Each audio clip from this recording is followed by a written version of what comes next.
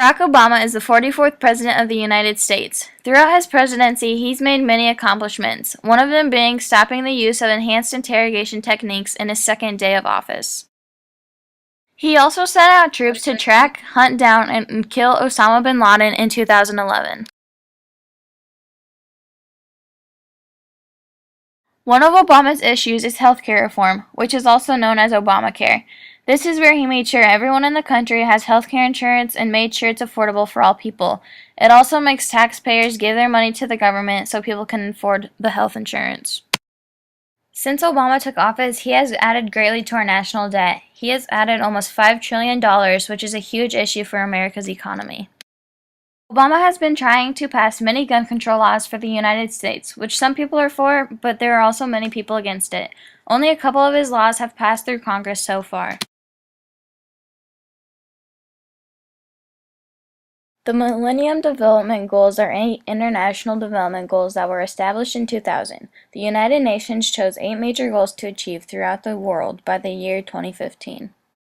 The second goal is universal education. The purpose of this goal is to get primary education to every child in the world. The biggest problem is that some teachers don't speak the same language as their students, so preschoolers and kindergartners don't understand anything. They started with 120 million children out of school, and now it's down to 61 million, with most being in sub-Saharan Africa and southern Asia. The goal has not yet been reached and most likely won't be by 2015. The fifth goal is maternal health. The purpose of this goal is to reduce 3/4 of the deaths of mothers dying during pregnancy, during, and after giving birth. The biggest reason of why so many mothers are dying is because they can't afford going to the doctor to get the right medicines they need during their pregnancy, and also checkups. Most mothers don't have an education and get raped, so they don't really know what to do anyways. They are trying to give more help to the mothers who need it and share information about birth control so they don't have to go through a pregnancy. The number has already been cut in half, but they still have a ways to go. The sign of the Republican is the elephant. Republicans are more conservative, meaning they want less government involvement in our country. They think that people need and can get a job and make their own money without government assistance. The sign of the Democrat is a donkey. Democrats are more liberal, meaning our country needs more government involvement, especially those who are poor. They think that all people should be equal because the poor need a chance to get what they need to live.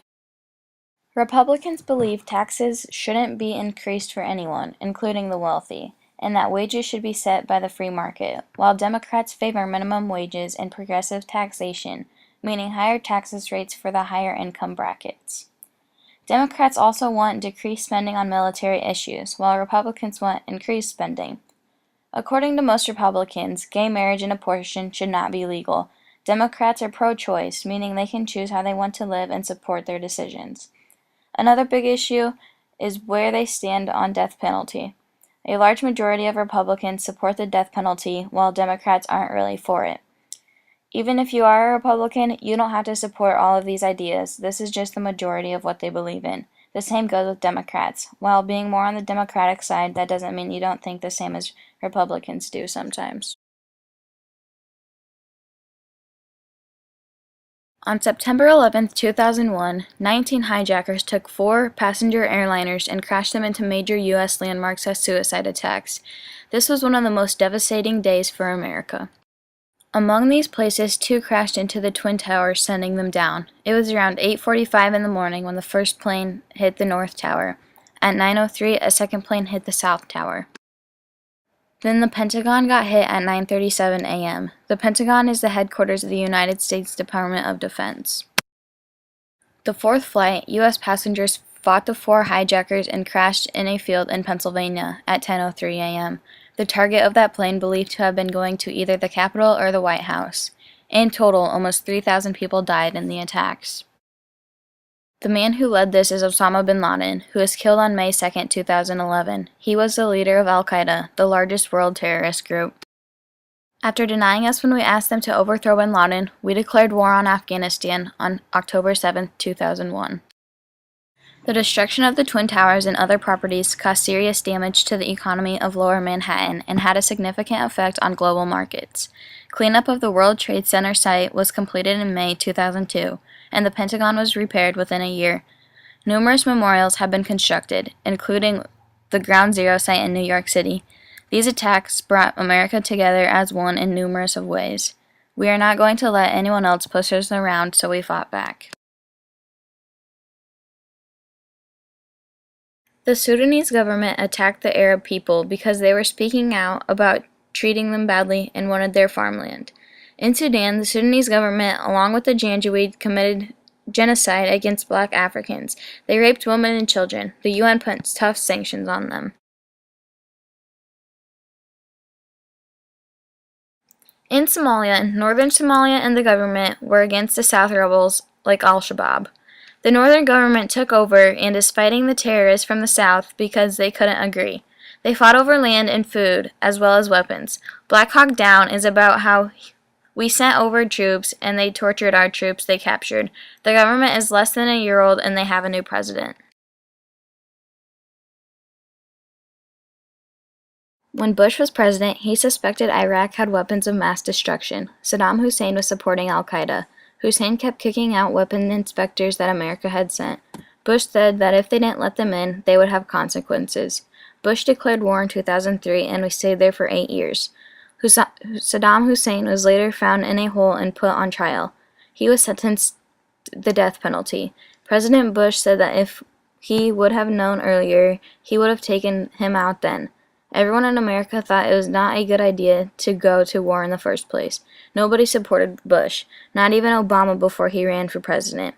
America also wanted to know when the war would end, but Bush never said anything. Instead, he sent a surge which really helped. Obama pulled the troops out in late 2011. Anarchy is the lack of government or the rule of law. There have been no successful countries with anarchy. Somalia is as close as you get. Typically, countries under anarchy have a total breakdown in all government services and end up a non-functioning state being controlled by warlords. Direct democracy is where people have complete control and power in the government. No country practices this. They have no representatives, Congress, Senate, or House. A country would be dangerous without some type of government, and the country would probably fall apart. Some countries strive to have more of a direct democracy in their government to let people have their say. Representative democracy is what the U.S. has. Also, many countries use this form of government. This is where people of the country elect representatives to make laws for them. You want to make sure the people you elect will make laws comfortable for you.